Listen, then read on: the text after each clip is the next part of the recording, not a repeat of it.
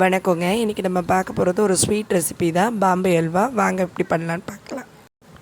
தேவையான இன்க்ரீடியன்ட்ஸ் பார்க்கலாம். அல்வாக்கு ஒரு பெரிய பவுலில் கொஞ்சம் கார்ன்ஃப்ளவர் எடுத்துக்கிறேன், ஒரு 1/2 கப்பு.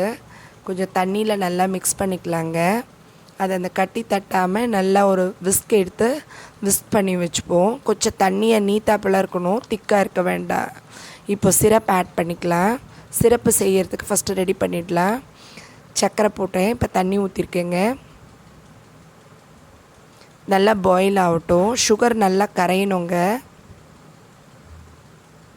சுகர் இதுக்கு பாகு பதெல்லாம் வேண்டாம். இப்போ நம்ம கரைச்சி வச்சது இதில் ஆட் பண்ணிடலாம். கொஞ்சம் கொஞ்சமாக, மொத்தமான நமக்கு கலக்கும் போது கஷ்டமாக இருக்கும். கொஞ்சம் கொஞ்சமாக ஆட் பண்ணிக்கலாம். நல்லா கைவிடாமல் இப்போ தொலாவலாங்க. ஏன்னா கொஞ்சம் கூட கெட்டி தட்டினா நமக்கு இதுவாகிடும். அதனால் நல்லா இது பண்ணிவிடுவோம், மிக்ஸ் பண்ணிவிடுவோம். ஃபுட் கலர் ஆட் பண்ணிடுறேங்க. நான் ரெட் கலர் எடுத்திருக்கேன்.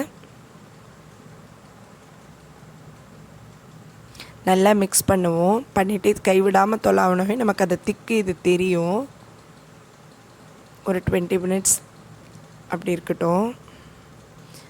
அப்படியே சுருண்டு வர பதம் மாதிரி வரும். அப்போ கொஞ்சம் நெய் போட்டுக்கிறேங்க. கொஞ்சம் கொஞ்சமாக ஒரு ஸ்பூனாக ஆட் பண்ணுறேன்.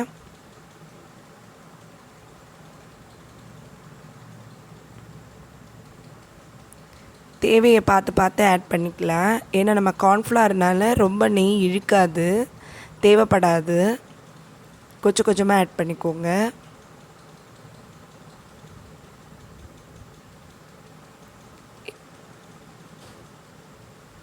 இப்போ நம்ம மிக்ஸ் பண்ணி வச்சுருக்கோம் இல்லைங்களா, இதெல்லாம் நட்ஸ் எல்லாம் அதெல்லாம் போட்டுக்கலாம்.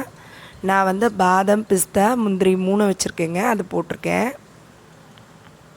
இப்போ நல்லா தொலாவி விடும்போது திக்கு கரெக்டாக ஆகிடும், செட் ஆகிட்டா மாதிரி. நமக்கு தொலாவே அந்த பதம் தெரியும்.